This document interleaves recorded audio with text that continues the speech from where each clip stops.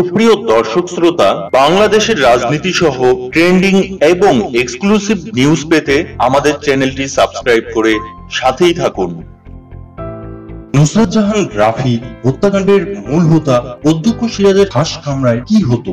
নিয়মিত সেই মাদ্রাসার নৈশ প্রহরী যা দেখতেন। নুসরাত হত্যার সাথে জড়িত আসামিরা কে কোথায় রয়েছে? মানুষরূপী নরপশু সিরাজউদ্দৌলার খাস কামরায় যা যা হতো। ফেনীর সোনাগাজী ফাজিল মাদ্রাসার অধ্যক্ষ সিরাজউদ্দৌলার নানা অপকর্মের তথ্য প্রকাশ পেয়েছে। জানা গেছে এর আগেও একাধিক ছাত্রীর শ্লীলতাহানির অভিযোগ রয়েছে এই নরপশু সিরাজের বিরুদ্ধে।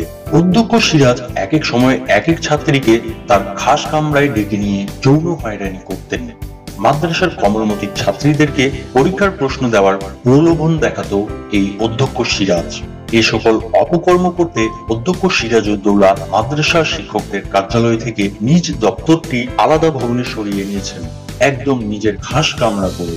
সিরাজউদ্দৌলার এসব অপকর্মের অন্যতম সহযোগী মাদ্রাসার পিয়ন, কয়েকজন ছাত্র এবং স্থানীয় কয়েকজন রাজনৈতিক ব্যক্তিত্ব। একাধিক ছাত্রী অধ্যক্ষ সিরাজউদ্দৌলা কর্তৃক যৌন হেনস্থার শিকার হলেও লোকলজ্জার ভয়ে তা প্রকাশ করেনি।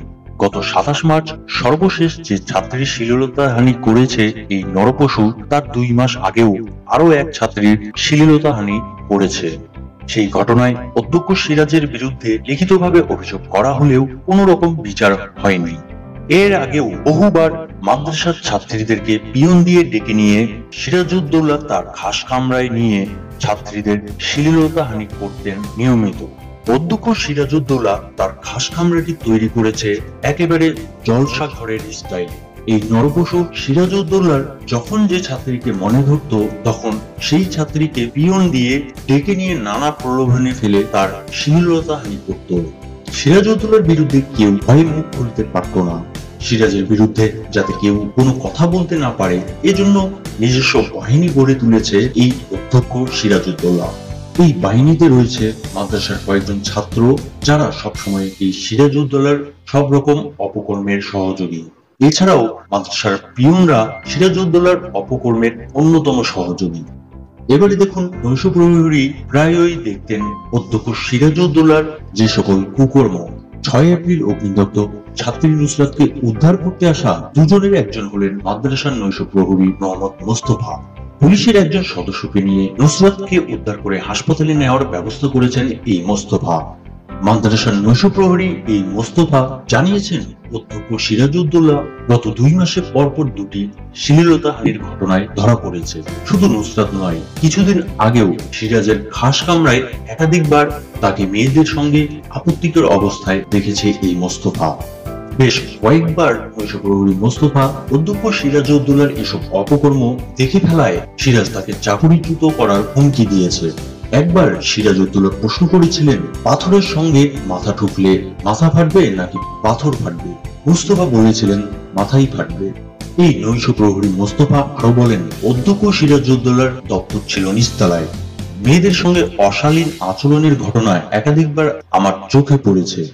সিরাজউদ্দৌলা নিচতলায় এসব অপকর্ম চালানোর জন্য তার দপ্তর নিরাপদ মনে না করায় সাপ ঢুকেছে নিচতলার দপ্তর নিরাপদ নয় বলে পাশের ভবনের 2য় তলায় তার দপ্তর স্থানান্তর করেন এবং সেই দপ্তরকে তৈরি করেন নিজের খাস কামরা রূপে। সর্বশেষে দেখুন, নুসরাত জাহান রাফি হত্যাকাণ্ডের মামলায় আসামিরা কে কোথায় কিভাবে আর রয়েছে। ফেনীর সোনাগাজী ইসলামিয়া ফাজিল মাদ্রাসার অধ্যক্ষ সিরাজউদ্দৌলার বিরুদ্ধে রয়েছে অভিযোগের ঢের পাহাড়। মাদ্রাসার কোমলমতি ছাত্রীদের শ্লীলতাহানি, আর্থিক দুর্নীতি এবং নাশকতা ও পুলিশের ওপর হামলা মামলায় সিরাজউদ্দৌলা এর আগেও বেশ কয়েকবার কারাবরণ করেছে, কিন্তু কেউ টু শব্দটি করতে পারত না এই নরপশু সিরাজউদ্দৌলার বিরুদ্ধে।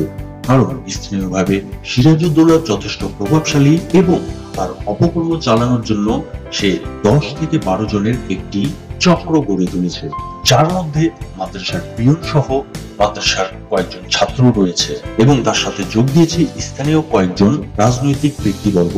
অধ্যক্ষ সিরাজউদ্দৌলার এই চক্রের মধ্যে থেকে নুসরাতের ভাই 5 জনের বিরুদ্ধে মামলাও করেছে। এই 5 জন আসামি হলো আফসার উদ্দিন, মাকসুদ আলম, আব্দুল কাদের, নুরুদ্দিন ও সাদাত হোসেন ওরফে শামীম। পুলিশ অভিযান চালিয়ে শুধু আফসার উদ্দিনকে গ্রেপ্তার করতে পেরেছে, বাকি সদস্যরা রয়েছে পলাতক। তাদের মধ্যে মাকসুদ আলম সোনাগাজী পৌরসভার ওয়ার্ড কাউন্সিলর ও পৌর আওয়ামী লীগের ভারপ্রাপ্ত সাধারণ সম্পাদক। তিনি মাদ্রাসার পরিচালনা পরিষদের সদস্য এবং তারই প্ররোচনায় এতটা মেতে উঠেছিল এই নরপশু অধ্যক্ষ সিরাজউদ্দৌলা। গত 27 মার্চ অগ্নিদগ্ধ নুসরাত জাহান রাফির শ্লীলতাহানির ঘটনার প্রতিবাদে সাধারণ মানুষ ও শিক্ষার্থীরা মানববন্ধন কর্মসূচিতে নামে, কিন্তু তাদের বাধা দেওয়া হয় এই মাকসুদ আলমের ক্ষমতা বলে, যার কারণে ভীত হয়ে পড়ে শিক্ষার্থী ও সাধারণ জনগণ। আর নুরুদ্দিন ও শাহাদাত হোসেন দুজনেই মাদ্রাসার ছাত্র ছিলেন। সিরাজউদ্দৌলার যে কোনো অপকর্মের দোষর মূলত এই দুজন। নুসরাত জাহান রাফিকে 2017 সালে একটা চুল নিক্ষেপ করেছিল এই নুরুদ্দিন। জানা যায় মাদ্রাসার দোকানপাট ভাড়া সহ বিভিন্ন খাত থেকে প্রতি মাসে যে বিপুল পরিমাণ টাকা আয় হয়, এর একটি অংশ এই অনুগতদের পেছনে ব্যয় করে সিরাজউদ্দৌলা।